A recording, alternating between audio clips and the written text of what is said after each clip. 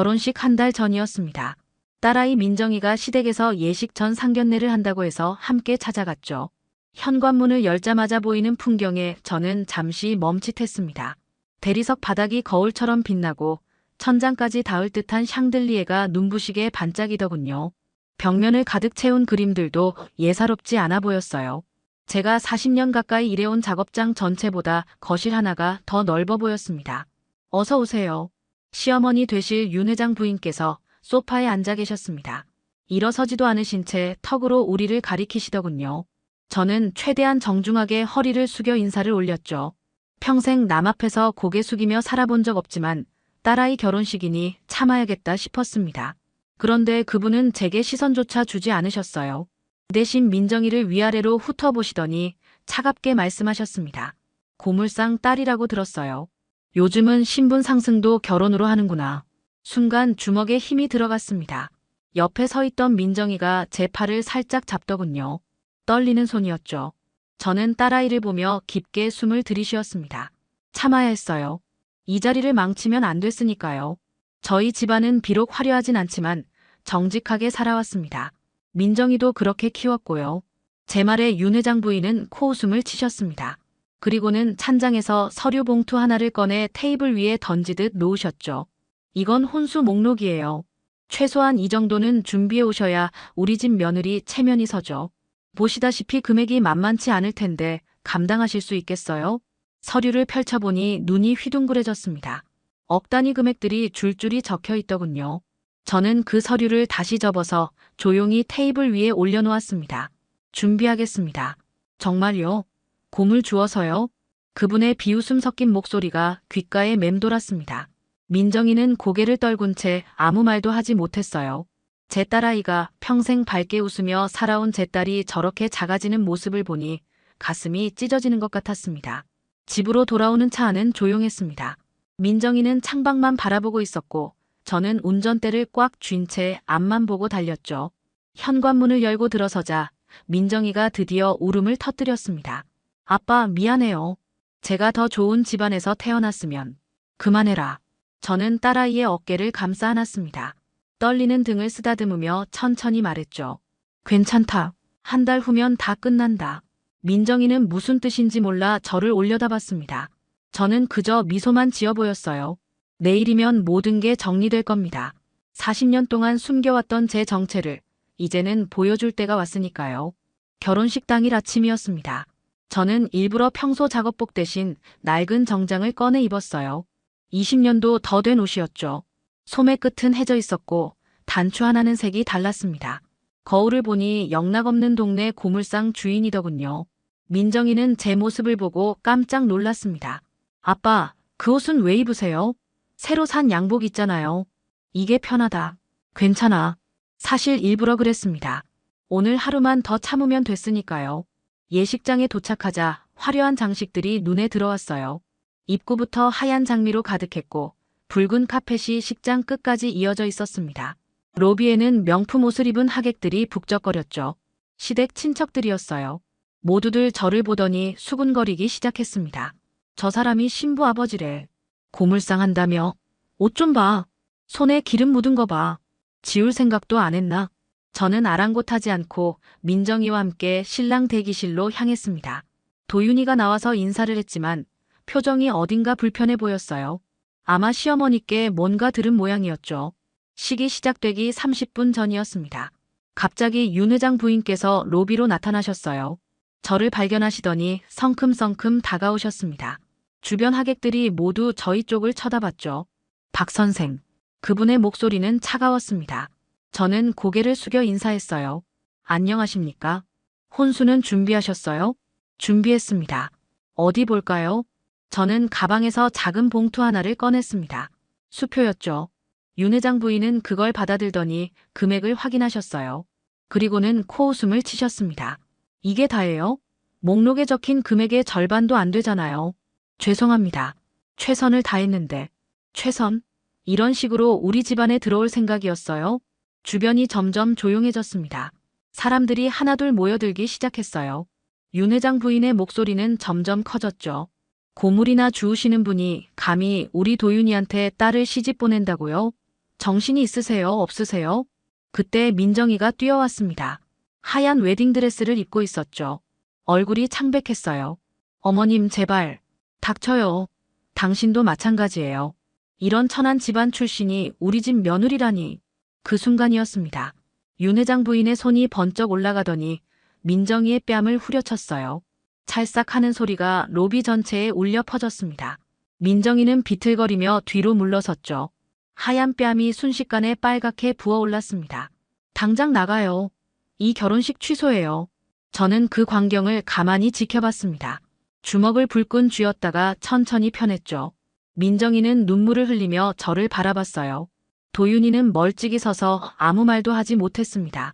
주변 하객들은 수군거렸고 누군가는 핸드폰으로 동영상을 찍고 있었어요. 저는 민정이에게 다가가 손을 잡았습니다. 가자. 아빠. 괜찮다. 아빠가 다 해결할 테니까. 우리는 그렇게 예식장을 나왔습니다. 뒤에서 윤 회장 부인의 목소리가 들려왔죠. 다신 우리 앞에 나타나지 마세요. 저는 뒤돌아보지 않았습니다. 다만 속으로 생각했죠. 내일 아침이면 누가 누구 앞에 나타나지 말라고 할지 두고 보자고요. 그날 밤 집으로 돌아왔습니다. 민정이는 웨딩드레스도 벗지 않은 채 소파에 앉아 멍하니 허공만 바라보고 있었어요. 뺨에 붉은 자국은 여전했죠. 저는 냉장고에서 얼음을 내 수건에 싸서 건네줬습니다.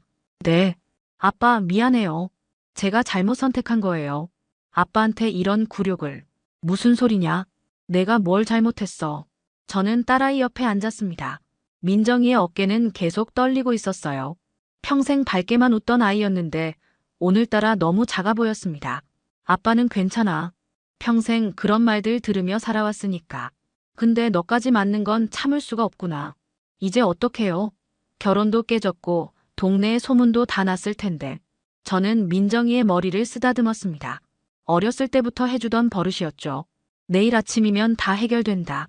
아빠를 믿어라. 무슨 말씀이세요? 곧 알게 될 거야. 그날 밤 저는 잠을 이루지 못했습니다. 침대에 누워 천장만 바라보고 있었어요. 40년 전 일들이 주마등처럼 스쳐 지나갔습니다. 25살 때 아내를 잃고 갓난아기였던 민정이를 업고 고물상을 시작했던 그때가요. 사람들은 제가 정말 고물상 주인인 줄로만 알았죠. 하지만 그건 시작일 뿐이었습니다. 재활용 사업은 생각보다 큰 돈이 됐어요. 남들이 버리는 쓰레기에서 저는 가치를 찾아냈죠. 10년이 지나자 작은 공장을 차릴 수 있었고 20년이 지나자 전국 단위 유통망을 갖췄습니다. 30년째엔 해외 수출까지 시작했어요. 지금은 재활용 산업 분야에서 손꼽히는 기업이 됐죠. 하지만 저는 여전히 동네 고물상 간판을 내리지 않았습니다. 그게 제 시작이었고 민정이와 함께했던 추억이 담긴 곳이었으니까요. 성한그룹은 제 회사의 가장 큰 거래처였습니다. 그들이 생산하는 전자제품의 부품 상당수가 저희 재활용 소재로 만들어졌죠. 연간 계약 규모만 수천억 원대였어요. 윤 회장은 그 사실을 알고 있었지만 부인은 몰랐던 겁니다. 저를 그저 동네 고물상 주인으로만 봤겠죠. 다음 날 아침 일찍 일어났습니다.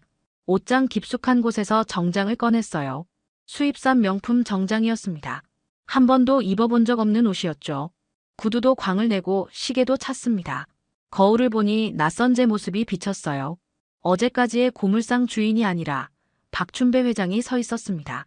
아빠, 민정이가 방문을 열고 들어왔습니다. 저를 보더니 눈이 휘둥그레졌어요. 그 옷은 뭐예요? 오늘 중요한 약속이 있어서. 어디 가시는데요? 성한그룹 본사. 윤 회장 만나러 간다. 네. 왜요? 저는 민정이의 어깨에 손을 얹었습니다. 어제 내가 맞은 뺨값을 받으러 가는 거야. 아빠가 제대로 보여줄 테니까 너는 집에서 기다려. 아빠 대체 무슨... 시간 되면 다 알려줄게. 지금은 아빠를 믿어라. 현관문을 나서는데 핸드폰이 울렸습니다. 비서실장이었어요. 회장님, 준비 다 됐습니다. 리무진 10대 모두 대기 중이고 임원진도 전부 집합했습니다. 좋아. 30분 후에 성한그룹 본사 앞에서 만나자. 전화를 끊고 차에 올랐습니다. 백미러에 비친 제 얼굴은 단단했어요. 이제 더 이상 참지 않을 겁니다. 40년 동안 쌓아온 힘을 오늘 제대로 보여줄 때가 왔습니다. 성한그룹 본사로 향하는 길, 저는 어제 민정이가 맞던 그 장면을 떠올렸습니다. 그리고 윤 회장 부인이 던진 말들을요. 고물상 딸이라고 천한 집안이라고 했던 그 말들 말이죠. 오늘 그분께 정확히 알려드려야겠습니다.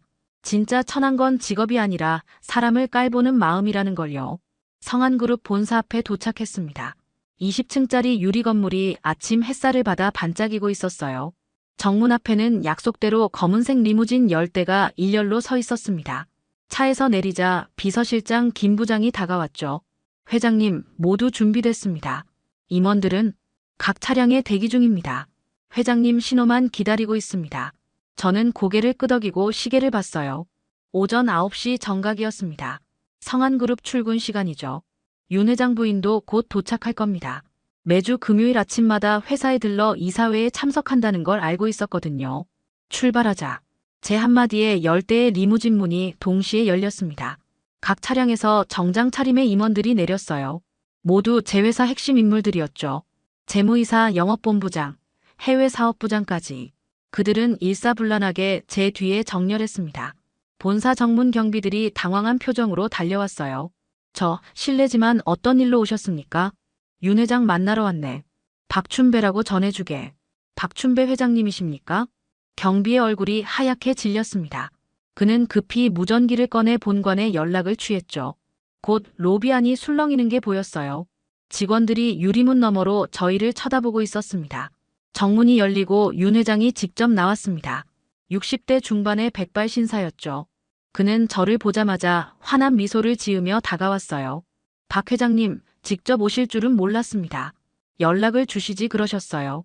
급한 일이 있어서 말이네. 어서 들어오시죠. 응접실로 안내하겠습니다. 아니, 여기서 잠깐만 기다리면 되네. 윤 회장은 의아한 표정을 지었습니다. 그때 한 대의 외제차가 본사 정문으로 들어왔어요. 윤 회장 부인의 차였습니다. 저는 그 차를 가만히 바라봤죠. 차가 멈추고 운전기사가 뒷문을 열었습니다. 윤 회장 부인이 명품 핸드백을 들고 내렸어요. 어제 예식장에서 봤던 그 오만한 표정 그대로였습니다. 그분은 로비를 향해 걸어오다가 저희를 발견했죠. 여보, 저 사람들은 누구예요? 윤 회장이 대답하기 전에 제가 앞으로 나섰습니다. 윤 회장 부인은 저를 보더니 눈살을 찌푸렸어요. 당신은 어제 그 고물상. 오랜만입니다, 부인. 뭐야, 왜 여기 있어? 경비는 뭐 하는 거야? 그분이 소리를 지르자 주변이 조용해졌습니다. 로비에 있던 직원들이 모두 밖으로 나왔어요. 윤 회장의 얼굴이 굳어졌죠. 여보, 이분이 누군지 아시오? 알죠. 어제 우리 도윤이한테 고물상 딸을 시집 보내려던 이분이 박춘배 회장님이십니다. 네, 무슨. 윤 회장 부인의 말이 끊겼습니다. 그 순간 로비 안쪽에서 성한그룹 임원들이 우르르 나왔어요. 상무, 전무, 부사장까지. 그들은 저를 보자마자 일제히 허리를 숙였습니다. 박 회장님, 어서 오십시오. 박 회장님, 연락 주시지 그러셨습니까? 뵙게 되어 영광입니다. 윤 회장 부인은 입을 벌린 채 그 광경을 바라봤습니다. 얼굴이 점점 창백해지더군요. 저는 천천히 그분에게 다가갔습니다. 놀라셨습니까? 제가 그저 동네 고물상 주인인 줄 아셨죠? 이게 무슨. 소개하죠. 저는 그린라이프 그룹 회장 박춘배입니다. 재활용 산업 분야 국내 2위 기업이고요. 성한그룹의 최대 협력업체이기도 하죠. 김 부장이 앞으로 나와 서류 뭉치를 꺼냈습니다. 올해 성한그룹과의 계약 규모가 3,500억 원입니다. 지난 10년간 누적 계약액은 2조 원을 넘고요. 윤 회장 부인의 다리가 후들거렸어요. 옆에 있던 윤 회장이 부축했지만 그분은 멍한 표정으로 저만 바라봤습니다. 어제 제 딸의 뺨을 때린 사람이 부인이시죠? 그건 제 딸을 천한 집안 출신이라고 하셨죠? 고물이나 줍는 아버지를 둔 딸이라고요? 주변이 숨죽인 듯 조용했습니다. 성한그룹 직원들은 물론이고 지나가던 사람들까지 모두 멈춰서서 저희를 지켜보고 있었어요. 윤 회장 부인은 말문이 막힌 듯 아무 대꾸도 하지 못했습니다. 그저 창백한 얼굴로 저를 올려다볼 뿐이었죠. 주변 직원들의 시선이 따가웠을 겁니다. 어제까지만 해도 자신이 가장 높은 곳에 있다고 생각했을 텐데 이제는 모든 사람 앞에서 무릎 꿇은 신세가 됐으니까요. 박 회장님, 이게 도대체 무슨 일입니까? 윤 회장이 당황한 목소리로 물었습니다. 저는 천천히 그분을 바라봤어요. 윤 회장님은 모르셨겠지만 어제 제 딸의 결혼식이 있었습니다. 아니, 있을 예정이었죠. 결혼식이요? 네. 신랑이 윤 회장님 아드님 도윤 씨였습니다. 윤 회장의 눈이 커졌어요. 그는 부인을 돌아봤죠. 여보, 이게 무슨 소리요? 윤 회장 부인은 고개를 숙인 채 대답하지 못했습니다. 저는 계속 말을 이었어요. 어제 예식장에서 부인께서 제 딸의 뺨을 때리셨습니다. 하객들이 보는 앞에서요. 천한 집안 출신이라며 당장 나가라고 하셨죠. 뭐라고요? 윤 회장의 목소리가 떨렸습니다. 주변 임원들도 숨죽이며 상황을 지켜봤어요. 저는 주머니에서 핸드폰을 꺼냈습니다. 어제 누군가 찍어서 인터넷에 올린 동영상이었죠. 화면을 윤 회장에게 보여줬습니다. 영상 속에는 윤 회장 부인이 민정이의 뺨을 때리는 장면이 선명하게 담겨 있었어요. 그리고 고물상 딸이니 신분 상승이니 하는 말들도 다 들렸죠. 윤 회장은 영상을 보더니 부인을 돌아봤습니다. 당신이 정말 이런 짓을 했소? 여보, 그게 아니라. 조용히 하시오. 윤 회장의 고함에 부인이 움찔했어요. 저는 핸드폰을 도로 주머니에 넣었습니다. 제가 여태껏 고물상 간판을 내린 적이 없는 이유를 아십니까? 그게 제 시작이었고 딸아이와 함께 땀 흘리며 일했던 곳이기 때문입니다. 부끄러운 게 아니라 자랑스러운 겁니다. 저는 윤 회장 부인을 똑바로 바라봤어요. 부인께서는 직업으로 사람을 판단하셨죠. 고물상 딸은 천하고 재벌 며느리는 고귀하다고 생각하신 겁니다. 하지만 진짜 천한 건 직업이 아닙니다. 사람을 깔보는 그 마음이 천한 겁니다. 죄송합니다. 윤 회장 부인이 떨리는 목소리로 사과했습니다. 하지만 저는 고개를 저었어요. 사과는 제게 하실 게 아닙니다. 제 딸에게 하셔야죠. 하지만 이미 늦었습니다. 김 부장이 다시 앞으로 나왔습니다. 손에는 두꺼운 서류 뭉치가 들려 있었어요. 윤 회장님께 알려드립니다. 그린라이프 그룹은 오늘부로 성한그룹과의 모든 계약을 전면 재검토하기로 했습니다. 뭐라고요? 윤 회장의 얼굴이 굳어졌습니다. 주변 임원들도 술렁이기 시작했죠. 현재 진행 중인 납품 계약 3,500억 원 규모와 내년도 예정됐던 신규 계약 5천억 원 규모 모두 포함입니다. 박 회장님, 잠깐만요. 이건 너무... 물론 최종 결정은 아닙니다. 저는 잠시 말을 멈췄습니다. 윤 회장과 주변 임원들이 저를 바라봤어요. 사흘 드리겠습니다. 그 안에 제대로 된 사과와 합당한 조치가 없으면 계약은 종료됩니다. 합당한 조치라니요? 그건 윤 회장님께서 판단하실 일입니다. 다만 한 가지는 확실히 말씀드리죠. 제 딸이 다시는 이런 모욕을 당하지 않도록 확실한 보장이 필요합니다. 윤 회장은 고개를 끄덕였습니다. 이미 그분도 상황의 심각성을 깨달은 듯 했어요. 성한그룹 전체 매출에서 저희와의 거래가 차지하는 비중이 얼마나 큰지 잘 알고 계실 테니까요. 저는 마지막으로 윤 회장 부인을 바라봤습니다.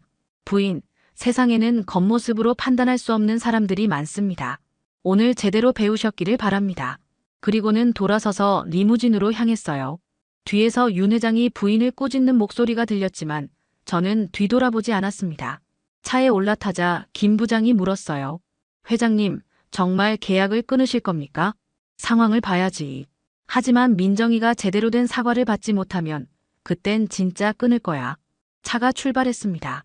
백미러로 보니 윤 회장 부인이 그 자리에 주저앉아 있었어요. 오만했던 모습은 온데간데 없이 사라졌죠. 집으로 돌아오는 길, 핸드폰이 계속 울렸습니다.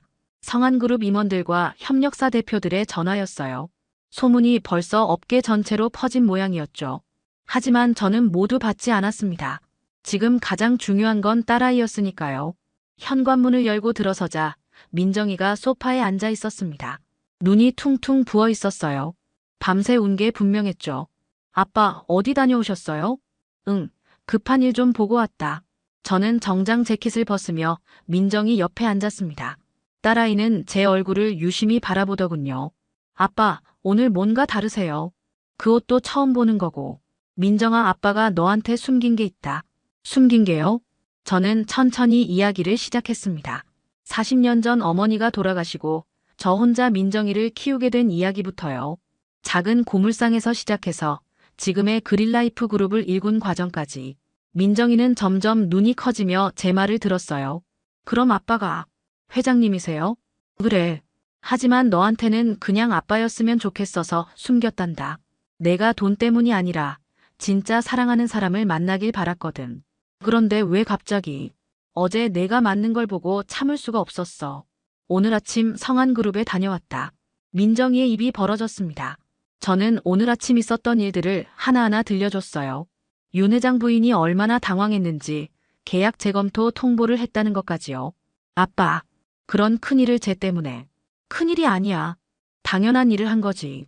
내 딸이 부당하게 모욕당했는데 가만히 있을 아빠가 어디 있겠니?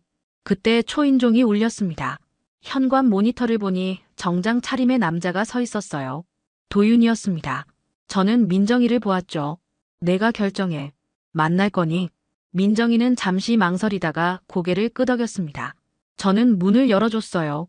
도윤이가 들어서더니 저를 보자마자 깊게 허리를 숙였습니다.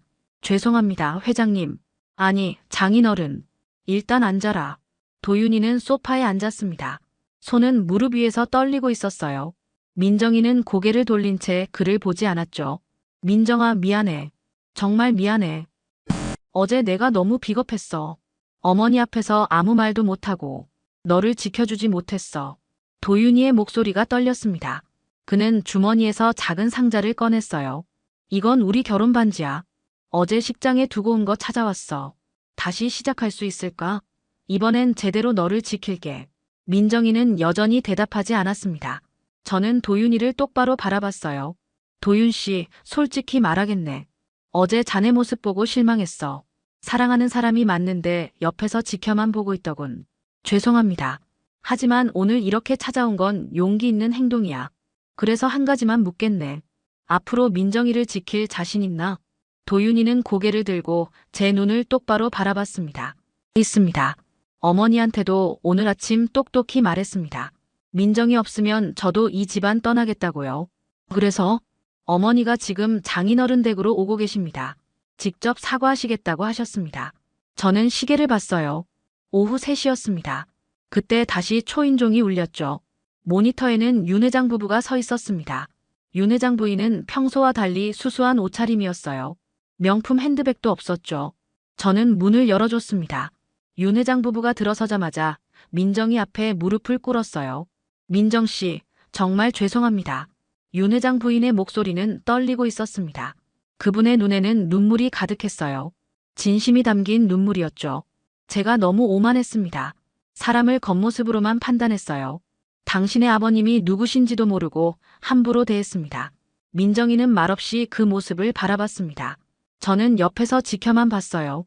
이건 민정이가 결정할 일이었으니까요. 용서해 주실 수 있겠습니까? 다시 한번 기회를 주신다면 제대로 된 어머니가 되겠습니다. 민정이는 한참 동안 아무 말도 하지 않았습니다. 거실에는 무거운 침묵만 흘렀어요. 윤 회장 부인은 여전히 무릎을 꿇은 채 고개를 숙이고 계셨죠.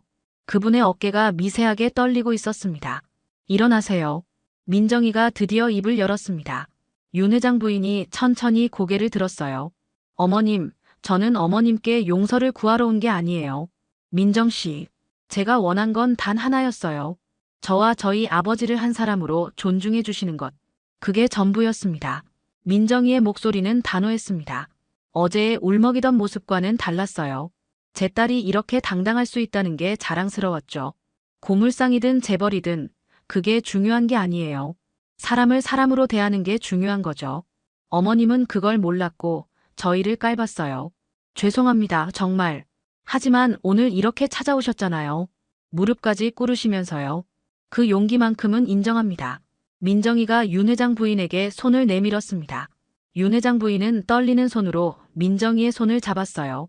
두 사람은 그렇게 한참을 서로를 바라봤죠. 다시 시작할 수 있을까요? 제대로 된 가족으로요. 민정이의 물음에 윤 회장 부인이 고개를 끄덕였습니다.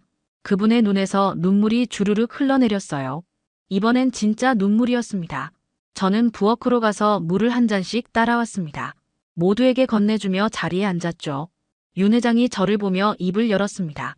박 회장님, 오늘 아침 일로 회사가 발칵 뒤집혔습니다. 이사회에서 긴급회의가 열렸고요. 그러셨습니까? 저희 쪽 과실이 명백합니다. 계약건은 회장님 뜻대로 따르겠습니다. 저는 물을 한 모금 마시고 천천히 말했습니다. 윤 회장님, 저는 비즈니스와 가족 문제를 섞고 싶지 않습니다. 계약은 계약대로 유지하죠. 다만 한 가지 조건이 있습니다. 말씀하십시오. 앞으로 우리 민정이를 진짜 가족으로 대해 주십시오. 며느리가 아니라 딸로요. 그게 전부입니다. 윤 회장 부부는 동시에 고개를 숙였습니다. 윤 회장이 진지한 목소리로 대답했어요. 약속드리겠습니다. 민정 씨를 우리 딸처럼 아끼고 사랑하겠습니다. 도윤이가 민정이 옆으로 다가갔습니다. 그는 다시 한번 반지 상자를 꺼냈어요. 민정아, 다시 한번 물을게. 나랑 결혼해 줄래? 이번엔 제대로 너를 지킬 거야. 약속해. 민정이는 도윤이를 바라봤습니다. 그리고 저를 돌아봤어요. 저는 빙그레 웃으며 고개를 끄덕였죠. 좋아요. 하지만 조건이 있어요. 뭐든지 말해. 결혼식은 우리 아빠 회사에서 할 거예요. 그린라이프 그룹 본사 대강당에서요. 그리고 아빠가 입으실 예복은 제가 직접 골라드릴 거고요. 민정이가 저를 보며 웃었습니다. 제 눈시울이 뜨거워졌어요. 딸아이가 이제는 정말 행복해질 수 있을 것 같았습니다. 그리고 하나 더요. 응, 뭐든지. 신혼여행에서 돌아오면 저도 아빠 회사에서 일할 거예요. 재활용 사업부에서 제대로 배우고 싶어요. 저는 놀라서 민정이를 바라봤습니다. 딸아이는 진지한 표정이었어요. 아빠, 오늘 깨달았어요. 아빠가 평생 걸어온 그 길이 얼마나 자랑스러운 건지. 저도 그 길을 함께 걷고 싶어요. 고물에서 보물을 만드는 일 멋지잖아요. 제 눈에서 눈물이 흘러내렸습니다. 평생 울지 않으려 애썼는데 오늘만큼은 참을 수가 없었어요. 저는 민정이를 꼭 안아줬죠. 그래, 함께하자.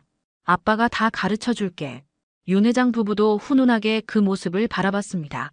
윤 회장 부인이 조심스럽게 입을 열었어요. 민정 씨, 제가 결혼 준비 도와드려도 될까요? 이번엔 정말 정성껏 하고 싶어요. 네, 어머님. 함께해요. 그렇게 우리는 새로운 시작을 약속했습니다. 어제의 굴욕은 오늘의 화해로 바뀌었고 오만했던 마음은 겸손함으로 변했죠. 창밖으로 저무는 해가 보였습니다. 내일은 또 새로운 날이 밝을 거예요. 진짜 가족이 되어가는 우리에게 말이죠. 저는 창밖을 바라보며 속으로 다짐했습니다. 이제 더 이상 숨지 않겠다고. 고물상 주인이자 그린라이프 그룹 회장인 박춘배로 당당하게 살아가겠다고요. 석 달이 흘렀습니다. 그 사이 많은 일들이 있었죠. 민정이와 도윤이의 재혼식은 그린라이프 그룹 본사 대강당에서 성대하게 치러졌습니다. 이번엔 제대로 된 예식이었어요. 윤 회장 부인은 직접 민정이의 드레스를 골라주셨고 메이크업부터 부케까지 하나하나 신경 쓰셨죠. 그분의 변화는 놀라웠습니다. 오만했던 모습은 완전히 사라지고 진심으로 민정이를 아끼는 어머니가 되어 계셨어요. 결혼식 당일 저는 새로 맞춘 턱시도를 입고 민정이와 함께 버질로드를 걸었습니다. 하객석에는 업계 인사들부터 동네 이웃들까지 모두 앉아 있었어요. 고물상 단골 할머니들도 오셨죠. 그분들은 제 정체를 알고는 깜짝 놀라셨지만 이내 환하게 웃으며 축하해 주셨습니다. 춘배야, 내가 이렇게 큰 사람이었구나. 그래도 여전히 우리한테는 동네 고물상 주인이야. 그 말이 참 좋았습니다. 제가 누구든 어디에 있든 저는 여전히 그들에게 친근한 이웃이었으니까요. 신혼여행을 다녀온 민정이는 약속대로 회사에 출근했습니다. 재활용 사업부 막내 사원으로 시작했죠. 특혜 같은 건 일절 없었어요. 다른 신입사원들과 똑같이 현장 교육부터 받았습니다. 작업복을 입고 분리수거장에서 일하는 민정이를 보니 뿌듯했어요. 아빠, 이 일 진짜 힘들긴 한데 보람 있어요. 쓰레기가 자원이 되는 과정을 보니까 신기하더라고요. 그렇지? 아빠가 왜 이 일을 계속했는지 알겠니? 네, 이제 알 것 같아요. 민정이는 빠르게 배워나갔습니다. 3개월 만에 신규 프로젝트 팀에 합류했고 친환경 재활용 아이디어를 여럿 내놓았죠. 직원들도 처음엔 회장 딸이라고 눈치를 봤지만 민정이의 성실함을 보고는 금방 마음을 열었습니다. 어느 금요일 저녁이었습니다. 퇴근길에 민정이가 제 방으로 찾아왔어요. 아빠, 제안서 하나 검토해 주실 수 있어요? 무슨 제안서? 친환경 재활용 스타트업 설립 계획이요. 제가 직접 운영해보고 싶어요. 저는 서류를 받아들었습니다. 꼼꼼하게 작성되어 있었어요. 시장 분석부터 수익 모델까지 하나하나 제대로 준비한 흔적이 보였죠. 좋은 계획이구나. 하지만 쉽지 않을 거야. 알아요. 그래도 해보고 싶어요. 아빠처럼요. 저는 민정이를 바라봤습니다. 딸아이의 눈빛은 진지했어요. 40년 전 제가 고물상을 시작할 때의 그 눈빛과 똑같았죠. 좋아. 아빠가 투자자로 참여하마. 대신 조건이 있다. 뭐예요? 실패해도 괜찮으니까 끝까지 책임지고 해라. 중간에 포기하지 말고. 약속할게요. 민정이는 환하게 웃었습니다. 그 웃음을 보니 마음이 따뜻해졌어요. 석 달 후, 민정이의 스타트업 그린스타트 개업식이 열렸습니다. 작지만 깔끔한 사무실이었죠. 개업식에는 윤 회장 부부도 참석하셨습니다. 윤 회장 부인은 커다란 화환을 보내주셨어요. 민정아, 정말 자랑스럽구나. 우리 딸이 이렇게 훌륭하게 성장해서. 이제 윤 회장 부인은 진심으로 민정이를 딸처럼 대하셨습니다. 명절 때마다 저희 집에 먼저 연락하시고 민정이가 힘들어하면 격려해 주시는 진짜 어머니가 되셨죠.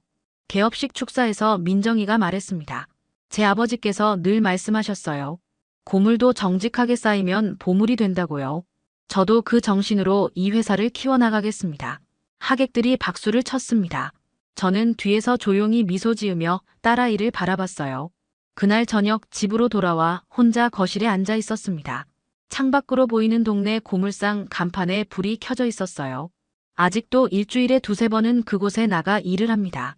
제 시작점이고 제 정체성이니까요. 핸드폰을 꺼내 오래된 사진 한 장을 봤습니다. 민정이가 3살 때 고물상 앞에서 찍은 사진이었죠. 작은 손으로 제 손을 꼭 잡고 웃고 있는 민정이의 모습이 선했습니다. 여보, 우리 딸 잘 키웠지? 이제 제대로 행복하게 살 수 있을 것 같아. 돌아가신 아내에게 조용히 말을 건넸습니다. 40년 동안 혼자 걸어온 길이었지만 이제는 후회가 없었어요. 민정이가 행복하고 제 일도 보람있고 새로운 가족들과도 화해했으니까요. 세상에는 천한 직업이 없습니다. 천한 마음만 있을 뿐이죠. 그걸 모두가 알아주는 세상이 됐으면 좋겠습니다.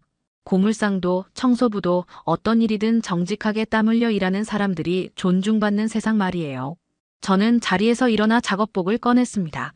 내일 아침 일찍 고물상에 나가야 하거든요. 회장이기 전에 저는 여전히 동네 고물상 주인 박춘배니까요. 그리고 그게 자랑스럽습니다.